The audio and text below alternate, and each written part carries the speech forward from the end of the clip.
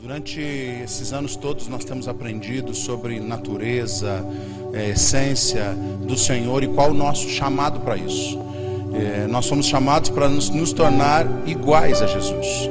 Esse é o nosso modelo. Todo e qualquer modelo que você tenha na sua vida que não seja Jesus, ele já não é um modelo correto para você caminhar. Em todas as áreas, em tudo na sua vida. E não é muito fácil, porque nós só descobrimos quando estamos nos tornando semelhantes a Jesus, quando as dificuldades batem na nossa porta. Porque quando as adversidades batem, quando as lutas batem, quando os terremotos batem, que você descobre como que você reage. Porque se você olhar só a bondade de Jesus, ou só a caridade de Jesus, só aquilo que Jesus fazia como bom, aquilo que nós aceitamos hoje como um bom comportamento de qualquer ser humano equilibrado, isso não seria difícil de ter. Não é difícil de você dividir alguma das suas coisas, não é difícil de você ser educado. Olha para a pessoa que está do seu lado e diga assim: seja educado. Aleluia. Né? Ser educado, ser amável, né? Não é isso, até bom. Né, ser gentil, tem essas coisas que fazem parte da natureza, e quanto mais nós vivermos segundo elas, melhores nós seremos tratados, porque existe uma lei da reciprocidade. Tudo que o homem faz, ele recebe de volta, seria a lei do retorno, né? Só que existe muito mais do que isso no Evangelho. Existe muito mais do que só simplesmente você ser salvo e se tornar uma pessoa boa. Olha para a pessoa que está do céu e diga assim: você não é bom. Aleluia. Mas você vai ser um dia. Aleluia. Eu não vou falar o resto para você não ficar triste. Quando você vai ser, né? Depois que onde todo mundo é bom, lá no caixão, né? Lá todo mundo é bom. Mas nós precisamos entender o que o Evangelho está construindo dentro de nós. Durante esses últimos séculos, 2 a 3 séculos, nós temos visto, infelizmente, dentro disso que eu vou falar, eu me lembro muito das palavras do pastor Giovanni Rodrigues, que vem aqui, quando ele faz aquele comparativo de como foi a guerra espiritual até os dias de hoje. E ele usa alguns exemplos de, por exemplo, ali pela década de 40, 30, 50 até 60, que o nosso inimigo, inimigo das nossas almas, fazia de tudo para que as pessoas não conseguissem chegar até o ambiente aonde a gente chama de igreja, para que elas conhecessem o Senhor, vivessem o propósito de Deus e ali fossem transformadas pelo poder de Deus, se tornando igreja. Então havia uma resistência das pessoas irem para a igreja. Depois, passado alguns anos, depois dessa grande resistência, houve ali a partir da década de 80, 90, e ainda que havia um boom do Evangelho no Brasil e nas nações. Isso eu estou falando de algo muito recente, não vamos falar nem da história como um todo, mas olhando esse período de novo, começou-se um grande movimento dentro das igrejas, que era para tirar as pessoas de dentro da igreja. Hoje, por exemplo, quando nós falamos de evangelismo na nossa nação, até mesmo na nossa cidade, é difícil uma pessoa que você converse que um dia ela não foi num ambiente onde a palavra de Deus fosse pregada. Dificilmente você vai falar, até mesmo muitos já foram e se converteram. Eu me lembro da época que nós nos convertemos. Depois, o grande alvo da igreja era só levar as pessoas ao batismo. Então, durante 5, 6, 10 anos, a gente viu que era muito batismo, todo mês 20 batizados, 30 batizados. Mas se você olhar para trás, não tem 10% dessas pessoas que estão em Cristo Jesus. Daquilo que a gente vem vindo, e nós somos bem-aventurados. Você que está começando agora, né, fundamente a sua vida, porque se Jesus não voltar nos próximos dias, para você ser vencedor daqui a 20 anos, estando em Cristo Jesus. Porque o pastor Giovanni falou comigo hoje de manhã, me mandou uma mensagem hoje de manhã cedo, ele dizendo assim, ele acabou de chegar do Chile, ele disse: Rafael, cada dia que a gente passa por algum lugar é mais entristecedor as coisas que estão acontecendo no meio da igreja. Ele ficou 30 dias, 20 e poucos dias no Chile, e ele falava sobre isso, né? Porque a expectativa das pessoas tem mudado, principalmente em relação ao que elas esperam de Deus. Então nós vemos esse período que as pessoas eram tiradas da igreja. Hoje as pessoas não faz diferença se ela está, se ela não está, se ela está nesse lugar ou no outro. Se ela cumprir dentro da sua consciência religiosa os seus ritos, ela está bem. E ela esquece, ou melhor, nós temos que deixar de dar atenção ao principal objetivo de Jesus: fazer de nós um povo exclusivo dele. Ele quer nos separar para que nós nos tornemos propriedade exclusiva dele. E para nós sermos propriedade exclusiva dele, ele tem que estar nos preparando, trabalhando as nossas vidas, trabalhando através da sua palavra, construindo o nosso ser. Porque nós somos pessoas com problemas de muita deficiência de caráter. Nosso caráter, lembra que o pastor Evandro falou muito na semana passada? Nosso caráter, ele é distorcido. Então, se nós não atentarmos e não olharmos somente, deixarmos de olhar, somente para aquilo que Deus pode fazer sobrenaturalmente, nós nunca seremos transformados na essência. Porque se o foco fosse só o sobrenatural, era muito fácil. A gente tinha uma experiência com uma manifestação tremenda de Jesus, ele viria e nos levaria. Pronto, acabou tudo, mas não é. Ele deseja que a ação dele, a sua palavra, o seu espírito, a revelação, possa vir sobre nós e nos transformar até se nos tornarmos semelhantes a ele, como ele. E como que isso acontece? Abre lá Romanos 10:17. Eu vou chamar a atenção para você por algo muito interessante aqui nesse texto, que você já conhece, né? Romanos 10:17. Consequentemente, a fé vem pelo ouvir a mensagem, e a mensagem ouvida através da palavra de Cristo. Durante muitos anos nós temos falado, inclusive, sobre esse texto. Quando temos assim, o Espírito Santo sempre nos lembra, porque realmente a fé, que é aquilo que é a ação relacional que Deus nos deu para interagir com Ele, é a fé. E a fé é naquilo que Ele fez e faz nas nossas vidas. Só que muitas das vezes nós não conseguimos entender o geral, o todo disso que o texto está falando. Porque ele fala assim, ó, a fé vem pelo ouvir a mensagem. Mensagem que é mediante quem? A palavra do Cristo. Não é só uma questão da literatura, não é só uma questão do ambiente. É uma palavra que é revelada e surge do ambiente de ressurreição do Cristo, que não está falando só de Jesus, ele está falando de Jesus, o Cristo, aquele que ressuscitou, aquele que veio para nos resgatar. E se nós não estivermos atentos a isso, nós estamos dentro da igreja durante muito tempo, ouvindo a palavra, e essa palavra é só uma letra, porque ela não está sendo recebida como vida, como uma palavra que veio do Cristo, que traz vida nova, e que nos transformará todos os dias, e nos fará viver uma vida de acordo com a sua vontade, porque a mensagem da fé mediante a palavra do Cristo. A fé vem pelo ouvir, mas uma palavra viva. E o que é uma palavra viva? É aquela que mexe com as nossas estruturas, mexe com a gente, tira a gente do nosso comodismo. Então nós passamos anos e temos visto isso, e esses anos todos, e as pessoas já são muito insustentáveis na sua caminhada cristã, porque nós criamos um paralelo àquilo que nós declaramos fé. Bom, eu sei que para mim andar com Deus, eu tenho que viver assim. Mas existe uma vida paralela. E essa vida paralela, Deus não se importa com ela. Deixa eu te dizer uma coisa, Deus não está se importando com a sua vida com Ele, enquanto você tem a sua vida paralela. Nós não podemos ter dois caminhos, duas opiniões. Ou nós nos decidimos viver por Cristo e para Cristo, ou a vida não funciona. Porque é por Cristo que nós andamos, é por Cristo que nós ganhamos, é por Cristo que nós perdemos, é por Cristo que nós vivemos, é por Cristo que nós morremos. Essa é a palavra do Evangelho. Quando você lê, ontem nós compartilhávamos aqui com os meninos, eu dei 2 personagens para eles olharem, né, nos jovens aqui, quais as características dos personagens, dessas pessoas bíblicas. Porque quando a gente olha, a gente gosta de ver as qualidades, mas eles tinham muitos defeitos. Olha para a pessoa que está dizendo assim, você também tem defeito. Aleluia. Agora olha assim, mas você tem muitas qualidades. Amém? Então nós temos as qualidades e os defeitos como eles. Deus não olhou para a natureza do homem, Deus olhou para o seu propósito. E o que nós precisamos fazer da mesma coisa é olhar para o seu propósito, porque olhando para o seu propósito, Ele vai transformar a nossa vida e nos condicionar e nos fazer aquilo que Ele preparou para nós. Mas isso só pode acontecer pela palavra viva, quando a mensagem da ressurreição toma os nossos corações. Pode voltar lá para o Salmo 18, por favor. Só que, para que a gente ore agora, eu queria que você entendesse algo, que até eu vou falar da expressão de uma vida em Deus. Quando Deus ele vem sobre nós, quando Jesus vem com seu sacrifício, ele deseja transformar o nosso ser. Ele vai trabalhando o nosso ser para que nós nos tornemos semelhantes a Ele. E Ele quer nos tornar aquilo que Ele é. Por isso que existe uma lei da reciprocidade, a lei do retorno. Aquilo que eu faço eu recebo, mais bem-aventurado é dado do que receber. E quando eu faço isso, automaticamente eu estou buscando a natureza de Deus em mim. E tudo isso é trabalhado numa consciência. Por exemplo, quando nós olhamos lá para o Gênesis, para o princípio, e nós vemos, por exemplo, depois que Adão pecou, que Eva saiu, foi expulso do jardim, eles tiveram filhos. e eles tiveram 2 filhos. E ali nós olhamos a expressão, até porque o Novo Testamento fala assim que até hoje a oferta de Abel fala.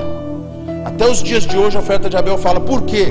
Porque dentro de Abel existe uma consciência de relação e de vida com aquele que o criou e o guardava. Existia dentro dele uma consciência. Porque aí quando a gente vai falar das ofertas ou da entrega que foram feitas, a gente sempre olha aquelas assim, ah não, peraí, é porque Caim entregou e Deus rejeitou, Abel entregou e Deus aceitou. E a gente até aceita essa informação, nós aceitamos essa informação como positiva. Mas quantos de nós perguntamos por quê? Qual é a diferença? E a gente já usou algumas vezes alguns exemplos, ou já até ouviu dizendo, é porque Abel tirou da primícia do seu gado, Caim foi lá da agricultura, daquilo que ele produzia. Então Abel era de algo da criação, Caim tirou daquilo que a terra produzia em maldição, né? Já ouvimos várias informações, porque a terra foi maldita, teve que produzir no meio de espinhos e abrolhos. Então com a força do seu próprio braço ele tirava e entregava.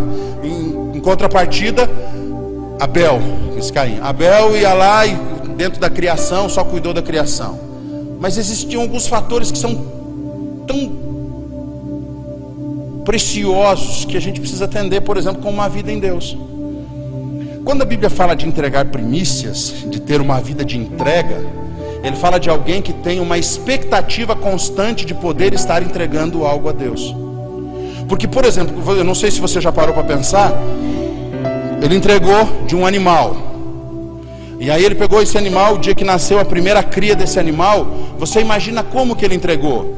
Que ele deve ter nascido aquele bicho, ele botou nas costas, saiu correndo, foi até lá ao altar, o bicho todo lambuzado ainda, com aquela placenta grudando, e entregou, olha, meu primeiro, porque eu não quero ver, senão eu vou gastar antes, já vou entregar de uma vez, porque vai que passa alguém lá em casa e pega aquilo que era de Deus. Não, existia um cuidado, até ele estar no ponto de ser entregue.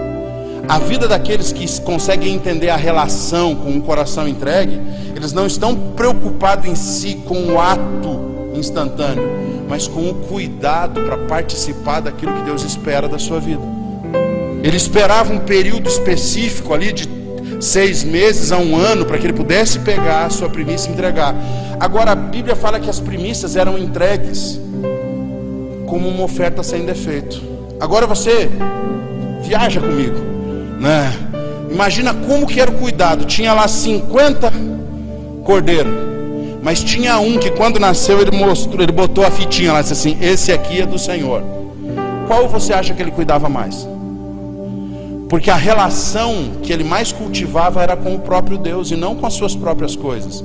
Então de todos aqueles que ele tinha como dele, ele tinha uma atenção. Por quê? Porque quando ele queria entregar algo para o Senhor, deveria ser o melhor, uma oferta sem defeito, sem mancha, sem mácula. Ele tinha um cuidado, uma dedicação. Então quando nós ouvimos ou lemos na palavra que diz assim, que até hoje a oferta de Abel clama diante de Deus, ela é aceita, porque o Senhor aceitou primeiro a pessoa mais do que entregou, é porque dentro do coração dele tinha uma disposição de estar envolvido com aquilo que Deus tinha para ele naquele tempo. Não é só uma questão de você dar, não é só uma questão de você vir aqui, não é só uma questão de quando eu pedir para você orar com alguém, você ir orar. É uma questão de você entender que dentro de você há uma preparação constante para estar sempre se doando naquilo que Deus espera de você. É naquilo que Deus vai receber de você, não como aquele momento, aquela oportunidade, aquele tempo. É aquilo que você se preparou e está constantemente preparado e cuidando aquilo para que quando Deus te chamar a entregar, você diga assim, eu tenho algo pronto, sempre reservado dentro de mim. Eu tenho o melhor, eu tenho uma primícia, eu tenho uma oferta, eu tenho um cuidado. Isso é em todas as áreas. Isso é na área financeira, mas é na área da dedicação, da oração, é a área do seu dia. É como você entrega, é como você vive, como você trabalha. É aquilo que você prepara para que Deus seja sempre o centro. Porque quando eu estou preparado, eu entro debaixo da vontade de Deus. E a Bíblia diz que Deus, ele retribui cada um segundo propôs. Então se nós vamos receber de Deus, a primeira coisa que nós temos que estar atento é como nós estamos nos cuidando, preparando e nos portando em relação àquilo que é para a vontade de Deus. Salmo 18 fala uma coisa muito forte. Deixa eu achar aqui agora que até eu perdi. Porque aqui nós aprendemos a lei do retorno, de como Deus trabalha com a gente. de como Deus responde às nossas vidas. Porque nós temos vou ler já, vou dar o versículo, achei aqui, né? Nós temos uma compreensão às vezes um pouco distorcida. A gente ora para que Deus faça algo. Tudo que nós precisamos, quando nós ouvimos alguns falarem, e até embasam biblicamente, que tudo que nós precisamos está dentro de nós, não é uma mentira e nem uma forma de expressar e motivar a sua caminhada. É porque Deus fez. Você só ama a Deus hoje por quê? Porque a Bíblia diz, e nós temos consciência que Deus nos amou primeiro. Nós fomos salvos do pecado e salvos da injustiça, da condenação, por quê? Porque alguém se ofereceu por nós como pecado, não se ofereceu como santo.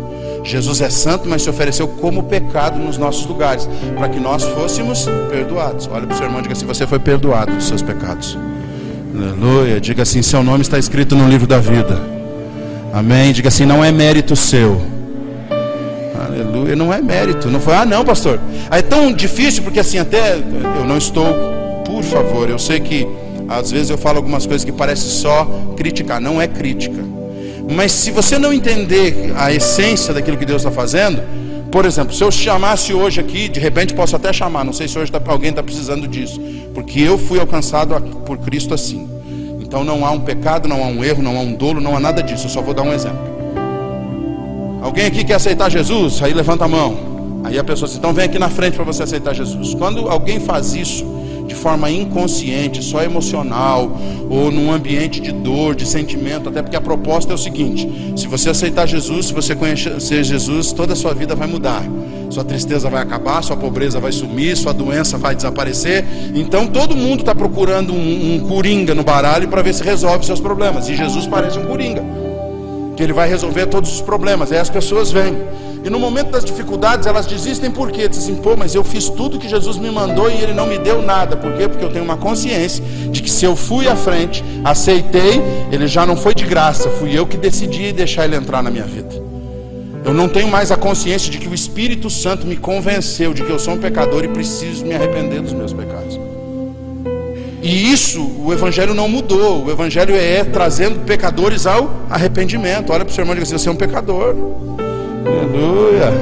E nós precisamos nos arrepender todos os dias do nosso pecado. E não só os pecados daqueles mais terríveis que nós temos como a lista dos pecados capitais, não. Aqueles pecados que são cotidianos, pecados costumeiros, que já se tornaram quase que domésticos. Muitos que a gente já nem imagina ou nem associa ele a alguma prática que nos afasta de Deus. Agora, quando eu entendo que Deus fez algo, eu preciso só corresponder àquilo que Ele já me deu, para que eu possa atrair Deus pela sua própria natureza e não pelos nossos méritos. Eu preciso atrair a graça de Deus depois da salvação por uma resposta que eu dou para Ele. Aqui no Salmo 18, a partir do verso 24,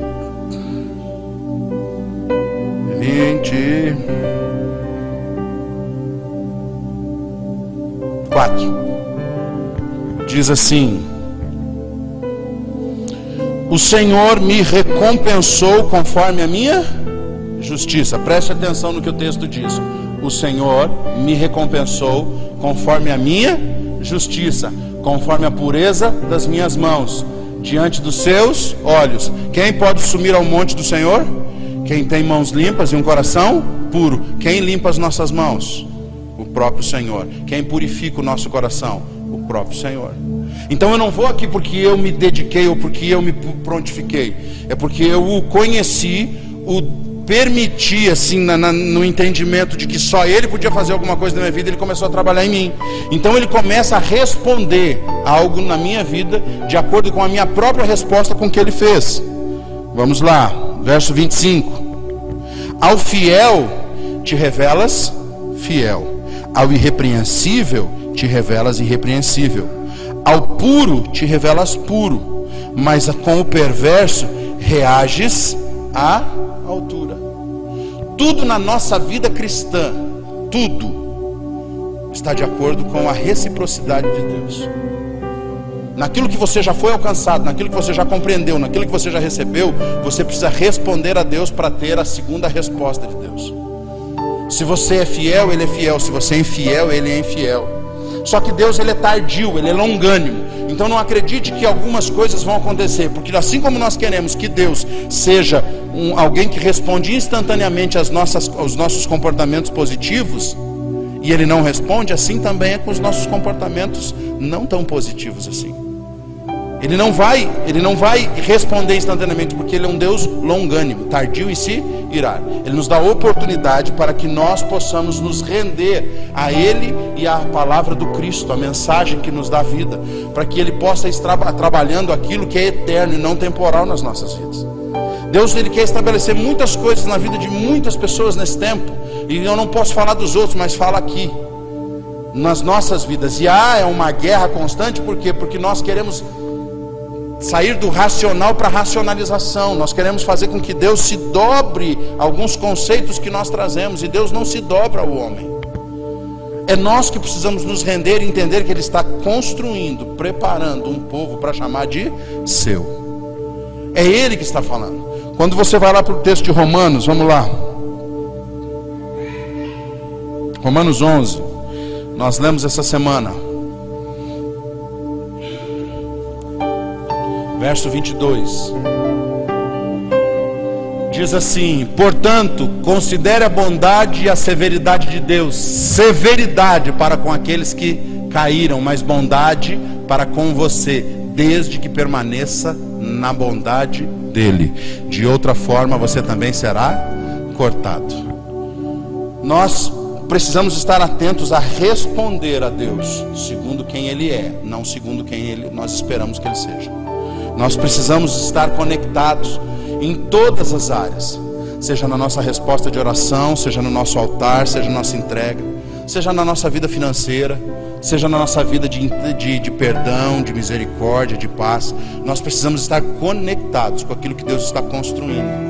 Porque se você não estiver conectado naquilo que Deus está construindo, possivelmente você vai passar esses anos todos às margens, e você vai chegar no final da vida e dizer assim: mas Deus, eu me dediquei tanto ao Senhor. E Ele vai te perguntar: ao que você se dedicou? Mas olha só, eu não roubei, depois que eu conheci o Senhor eu parei de roubar. E aí Ele vai dizer: quem que você deixou de roubar? Quem que você se colocou como alguém que tomava prejuízo com você? Mas eu parei de mentir. Para quem que você parou de mentir? Porque às vezes a gente deixou de mentir e ser sincero para alguns, mas mente para a gente mesmo. Às vezes a gente não rouba aquilo que é dos outros, mas rouba aquilo que é de Deus. Mas eu deixei de ser enganador. Deixou de ser enganador aos outros, mas engana a si mesmo. Porque a Bíblia diz assim, que aquele que não pratica aquilo que ouve, engana-se a si mesmo. Nós precisamos fazer uma revisão todos os dias, para que a gente possa ter uma resposta de Deus de acordo com quem Ele é, não com quem eu espero. Porque para que eu experimente a bondade de Deus, eu preciso conhecer a Deus. E para mim conhecer a Deus, eu preciso reagir conforme o que Ele tem feito na minha vida.